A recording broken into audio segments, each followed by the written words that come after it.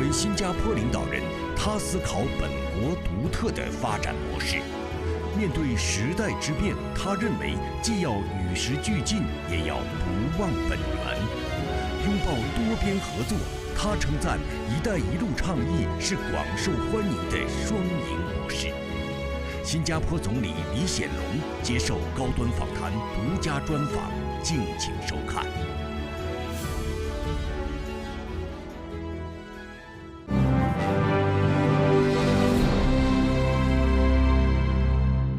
关注国际焦点，洞察世界风云。大家好，欢迎来到本期的高端访谈，我是邹韵。今天我们来到了素有花园国家美誉的新加坡，在我身后的一侧呢是当地著名的地标鱼尾狮雕像，另一侧是新加坡为了庆祝建国50周年而修建的金喜桥，它纪念着这个国家独特的发展之路。今天我们要在这里对话的嘉宾是新加坡总理李显龙。他曾经说过，新加坡以全球化为生，而在全球化遭遇逆风的今天，新加坡如何规划未来的发展之路？对于中新两国与时俱进的全方位合作伙伴关系，它有哪些新的思考和展望呢？今天我们一起在对话中寻找答案。Your Excellency Prime Minister, thank you so much for joining us today. China's two sessions, the political season, has been successfully concluded not long ago, and you have sent congratulatory letters to Chinese leaders. So what do you think is the significance of this year's two sessions?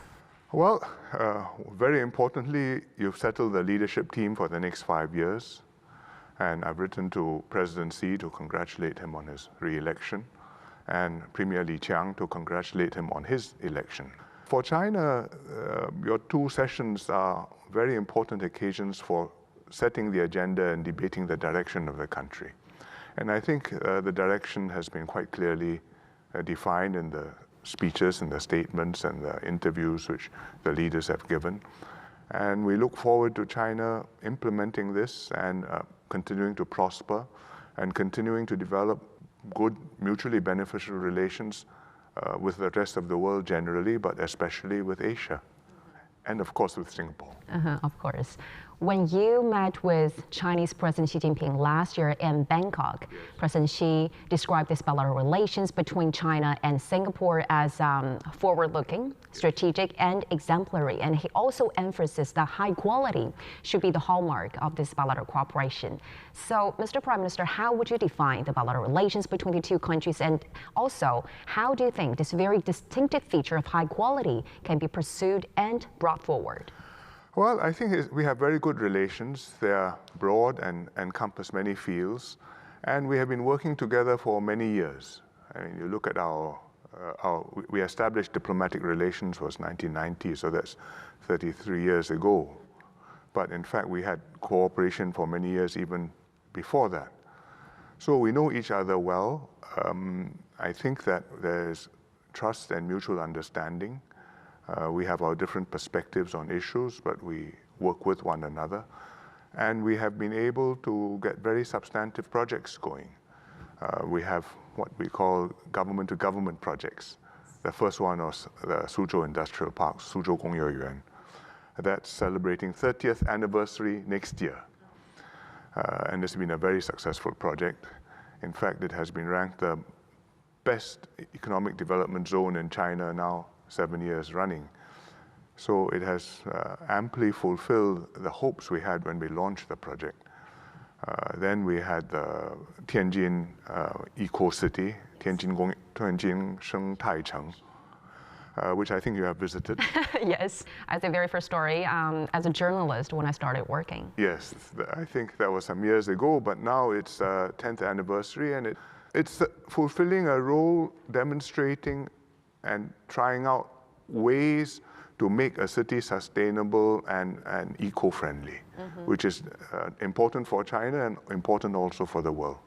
And the third G2G project is our Chongqing Connectivity Project, the Integrated Land Sea Transport Corridor, which goes from Chongqing into Guangxi and to Peipuan. And that fits in with the Belt and Road Initiative and helps to provide a new link between the interior of China with the outside world. You have a link down the Yangtze River, down the Changjiang, but that's some distance and also is very, very busy. So an additional link, shorter, faster, out to Southeast Asia and to the rest of the world, we think it makes significant contribution to the Belt and Road idea. So I think we have good projects. Our private sector, of course, has very extensive cooperation too. Also, we have specific things to do. For example, we have the FTA with China, which we have revised once before and is being reviewed again. We're having subsequent negotiations, which we hope we will be able to complete before too long.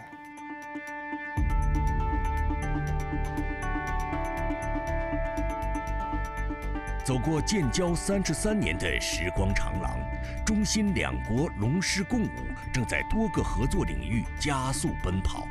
与新加坡科技研究局的合作就是其中之一。今天我们来到了新加坡科技研究局下属的一个实验室，要在这里探访一项国际首创技术的原型样机。那么这究竟是一项怎样的技术，又有哪些创新亮点呢？今天我们就带您一探究竟。这台仪器的名称是高速3维轮廓形貌测量仪，它是一台特殊的显微镜，能够检测半导体芯片微米级的缺陷。以前，一块半导体芯片的质量检测需耗时30个小时，但在这台机器的帮助下，只需要30毫秒。您看它这个是可以看到它的厚度的，它是有一个小小的纵深，因为很薄很薄嘛。对对。然后这个蓝色的就是一个比较高的那个表面，绿色的就是一个比较低的表面。但我们这个 sample 大概有2个微米的高度的一个差，可以看到一些比如说上面的particle， 这是在实际的生产过程中是不允许的。Semiconductor 通常是这样，一旦有一片出来之后，接下来的可能1万片、2万片都会有类似的缺陷。所以你如果有一个可以在线的检测系统的话，可以避免这种损失。据研究人员介绍，这一技术是半导体生产领域的创新，但新技术从实验室走向市场，还需要其他要素。中国有广阔的市场，便于推广这样的一些技术。中国还有一个优势，就是它有完整的产业链。China as our launch to the world and the beginning of our technology. It's a big market. Everybody want to be there. If I can compete in Chinese market, I can survive anywhere.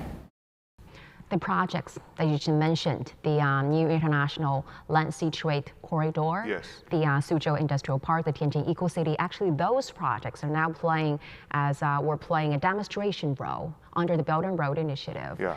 Actually, Singapore is the very first country among ASEAN members to publicly express the support for the Belt and Road Initiative. Yes. So what has prompted this country to express its support at a very early age? Well, we supported it because we saw this as a good strategic move by China. China is growing, China is prospering, China's place in the world is becoming more important. The Belt and Road Initiative, we saw it as one way China could contribute to the development of the region and therefore integrate itself into the regional network of cooperation and interdependence, and therefore be welcomed across the region in a win-win way. The region needs infrastructure, the infrastructure needs financing. China is capable of doing that, of building infrastructure. It can also help to provide the financing. It can also develop the trade and economic links with the countries in the region. And with the Belt and Road Initiative, there's a framework within it which this can be done. Mm-hmm. With China within our region, the biggest economy, it's important that we develop that relationship in an open and sustainable and, I think, mutually beneficial way. So we saw the Belt and Road Initiative from that light, and therefore we decided that we should say, yes, it makes sense, we support it. And the other is, what kind of opportunities do you think this initiative will usher in for not only Singapore, but also the region? From Singapore's point of view, what do we contribute to Belt and Road? Well, first, we are a financial center, so it could be one place where projects have financing and where projects can be evaluated, and that's an important piece of the infrastructure, the soft infrastructure for the scheme. And in fact, Singapore is one of the biggest trading centers for renminbi internationally. So that's one aspect of it. Then there's also the legal aspect of it, because we are a center for arbitration, mediation. Many international law firms operate in Singapore. Countries on the Belt and Road schemes, if they are looking for places to arbitrate their issues or to find legal expertise, we can be one of the sources for these, to meet these projects' needs. So that makes sense for us also. And I think thirdly, in Singapore, many companies find us a convenient place to set up what they call control tower functions. Control tower functions. Control tower functions. What do you mean by that? That means their headquarters, their fiscal management, their human resource management, their oversight of operations in all around us, maybe sometimes over on a very big footprint throughout the region. And so if some of the companies would like to set up here and therefore from here be able to manage their operations in Southeast Asia better, I think that's good for them, and we're happy to have them. This is what you would call win-win, right? That's win-win. Mm-hmm. Well, turning back to bilateral cooperation, the digital economy is now becoming one of the new highlights for China-Singapore cooperation. And in November of 2021, China has formally applied to join DEPA, Digital Economy Partnership Agreement, which was proposed by Singapore, New Zealand, and Chile. Yeah, we three of us form the DEPA right now. So what do you think is the significance of China's decision to join this mechanism, and how does Singapore see China's accession? I think the digital economy is a very important new growth area. For China, certainly, because you have many very successful digital companies now. And for other countries too, it is a growth opportunity, and it's therefore also an opportunity for countries to work together in the digital field, establish standards, become interoperable, be able to have the data flows across borders freely and with suitable safeguards. And all those require new rules. So therefore, the idea of a digital economy agreement is a kind of new age FTA. I think it's good for China to have an interest in DEPA, because when we formed DEPA, the idea was to have it designed to be open so that anybody can join who can meet the standards and will commit to meeting the standards. Mr. Prime Minister, let's talk a little bit about China-ASEAN relations, which now has entered fast lane. Well, remarkable progress has been made in the past years, with both sides becoming each other's largest trading partner, with trade volume increased by about 100 times from 30 years ago, and with direct investment exceeding $310 billion, astounding, remarkable progress rate. And now both sides are pushing for a kind of upgrade for cooperation, which is known as version 3.0 free trade agreement. So what role do you think Singapore could play in this process? Well, we are one member of ASEAN. There are 10 members. We are nearly the smallest. So we have a modest conception of our role in ASEAN, but we will participate in it fully and try to help it to move forward. You ask how Singapore can help. Apart from participating in ASEAN, one of the ways we help is by showing the potential of what can be done. So we have a Singapore-China FTA. I mean, it has agreements and provisions, and there's an ASEAN-China FTA. And I think when you're negotiating with one country, it's not so complicated as negotiating with a group of 10. Right. And therefore, you can go faster and further. But it shows what can be done. And therefore, it's an encouragement when working with ASEAN to say, look, it is possible. Singapore has done it. We found it good. China has found it workable. Why not think about it? And so that's one way in which Singapore can help to push the ASEAN-China cooperation forward. I think the ASEAN-China cooperation also depends on the overall, economic cooperation also depends on the overall relationship. Because between China and ASEAN, it's not just economic issues, but you also have discussion on political issues and security issues, and there are some problems which need to be worked upon. I mean, for example, we are discussing the code of conduct on the South China Sea. That's something which is not easy to work out, but we've been working on it, and we hope to make further progress. Between ASEAN and China, the relations are good, but the more we can deal with the non-economic issues well, I think the more the economic relations can prosper. And it works the other way around too. If we can have good economic ties, I think there's more incentive for us to resolve the other problems. Mr. Prime Minister, let's shift gears a little bit and come back to Singapore. Yes. Well, people outside of Singapore always talk about its unique model of development, and I know you would rather call it a kind of approach. So, as the Prime Minister of Singapore, how do you think this country, which is a small island state with very limited resources, to not only survive, but also thrive?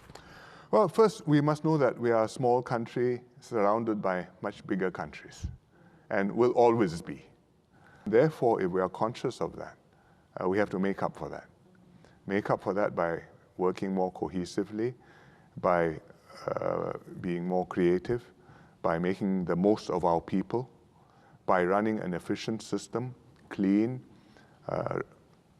trusted, respected, and doing sensible things so that we can create value, not just for ourselves to make a living, but for other people to say, yes, Singapore has something to add. Let's work with Singapore and take advantage of this. And of course, we have to make friends with many countries, because if you can have friends who make common cause with you on issues which are important to you and to them, well, that helps us not just economically, but in terms of our network and our position in the world.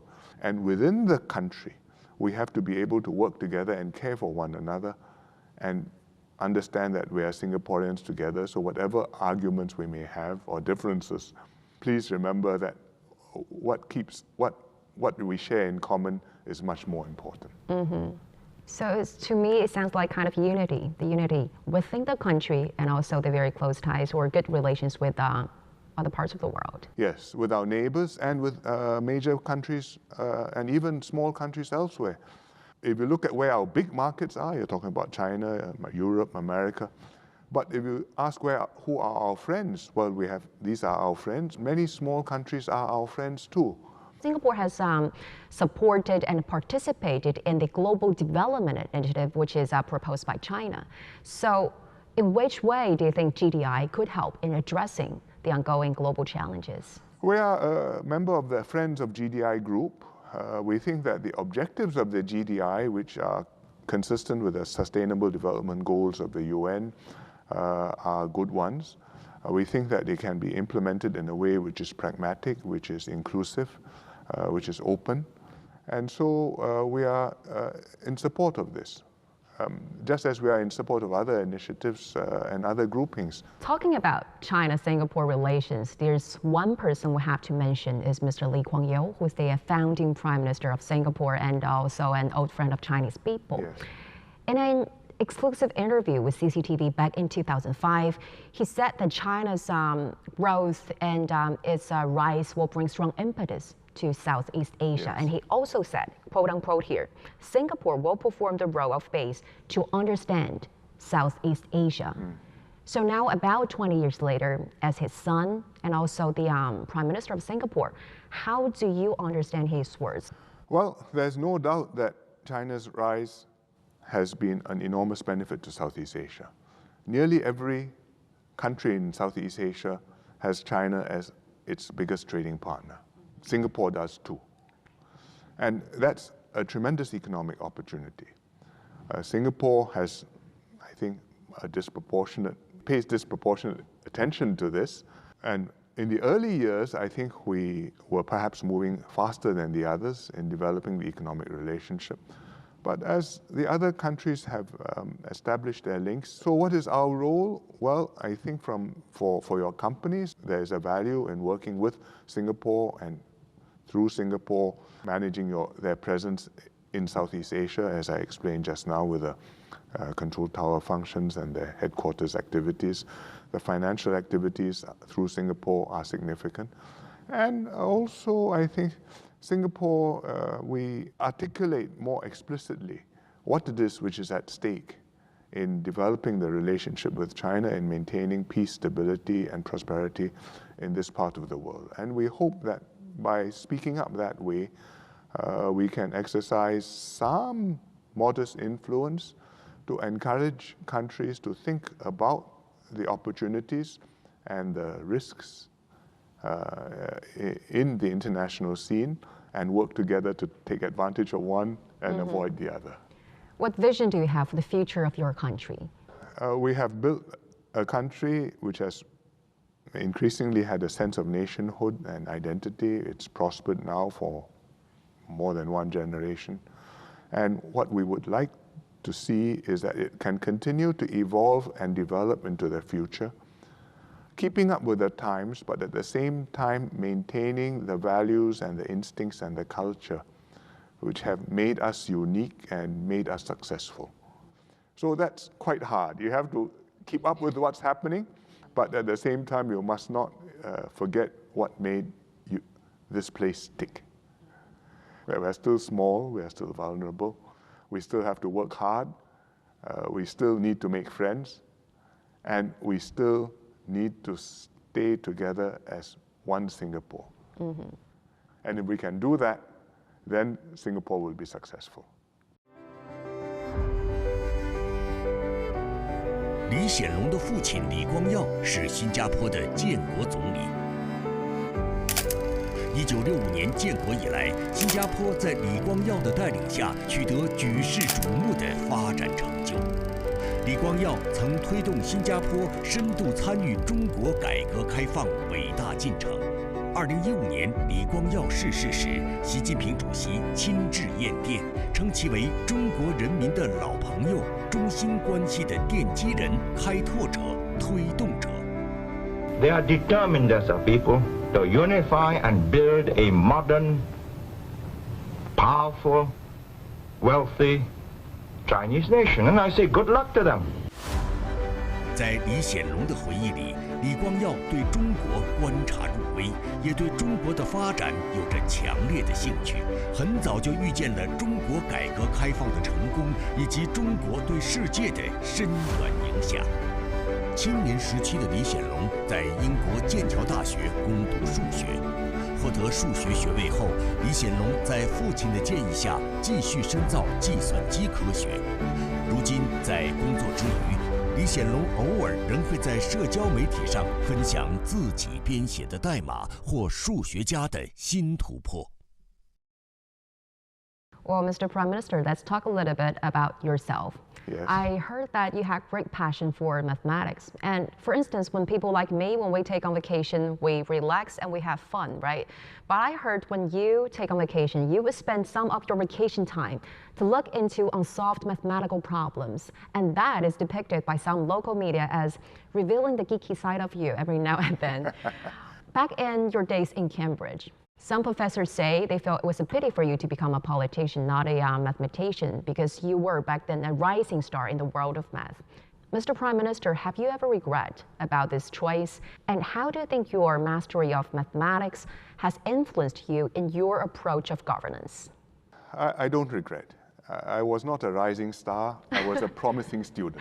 You're very being modest No, here. It's a vast field, and I did 2 undergraduate years in mathematics, so it's just barely at the foothills. I enjoyed it. I was not bad at it, but there are many more talented and brilliant mathematicians in the world than me, and I decided that I had a responsibility to come back to Singapore and be part of Singapore and do what I could to help the country to succeed. It's a small country. It was at that time a very new country, the first few years of independence. And every person who could make a difference should make a difference. And I thought I would like to do that and do my best. And I think that's the right thing to do. It's been a very fulfilling life. I've been first in the armed forces. Right. And then after that in government, and I've been in government now nearly 40 years. Yes. it's tremendously intellectually stimulating. Because you deal with such a wide range of issues, some of them quantitative. You have to make your budgets balance. Which is you're good at, all those numbers, right? Well, the more numbers, the more excited you get. But then you see, it's never just numbers. Gotcha. The numbers have to work, but you must be able to make it work in terms which people can understand and accept and want to see. What difference does it make to somebody's life? Why does it matter to them? Why does it matter to us? Which ones should we go first? Is it more important to build more houses first? Is it more important to have less social impact from migrant workers in the country? Is it more important to grow faster? Or maybe to pay more attention to social welfare issues and accept lower growth in order to have less pressure on the people? So these are often intangible, difficult to settle issues, difficult to settle permanently. Right. There are no permanent solutions. You cannot say, done, proven, QED, put aside, next problem. These are Never issues. a check in there, not a full check in there. You cannot say checked, done. These are issues which will come back over and over again, year after year, in different forms. You solve it, some other issue will take its place, or this will come back in a different way. And China has the same situation. I mean, you solve the problem of poverty, then you have the question of inequality, you address that, but there's never any point where you can say, my job is done. Well, you're not only very passionate about mathematics, and also I think you not only believe in persistence and also by keeping an open mind. You also think hope sometimes is very well needed, because in your National Day rally in 2021, you quoted a song, 春天里. Yes. And you even sang a little bit. Yes. No, I can't sing. I know, but you sound a little bit like 春天里百花香 lang li lang li lang li lang. But what you really care is about the scripts at the very end, right? Yes. It's 不用伤，前途自有风和浪，莫彷徨，黑暗尽处有曙光. Yes. Why did you decide to quote that specific line for that very special occasion? Because we were in COVID, we were coming out of COVID, hadn't quite emerged from the tunnel yet, but there was in fact light in front of the tunnel. And I thought that was something which I should remind Singaporeans, because you could see the light there, and yet it was still necessary for the government to take some measures to keep things tight. And we could not relax our measures yet. And we needed to encourage people, hang on, the dawn is coming. So what about now? What do you think are urgently needed at this specific timing? There are new issues in the world post-COVID, and we are not able to take a holiday after COVID. We have to come back, and the term has started again. We work again. So you don't have vacation time to look into some of the mathematical problems?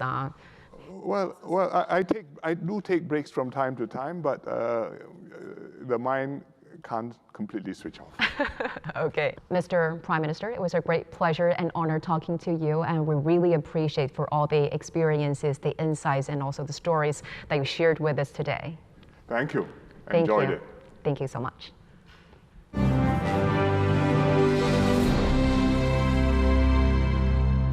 刚刚在这里的专访过程当中，李显龙总理与我们分享了双边关系、区域合作和全球发展中的核心议题。他表示，在全球格局深度调整的当下，各国要有适应变化的智慧；而对于友谊、合作、尊重和信任，则要有始终如一的决心。我们也期待中新两国的友谊能够像新加坡变植的榆树那样生机勃勃、枝繁叶茂。感谢您收看本期的高端访谈，我是邹韵，我们下期再会。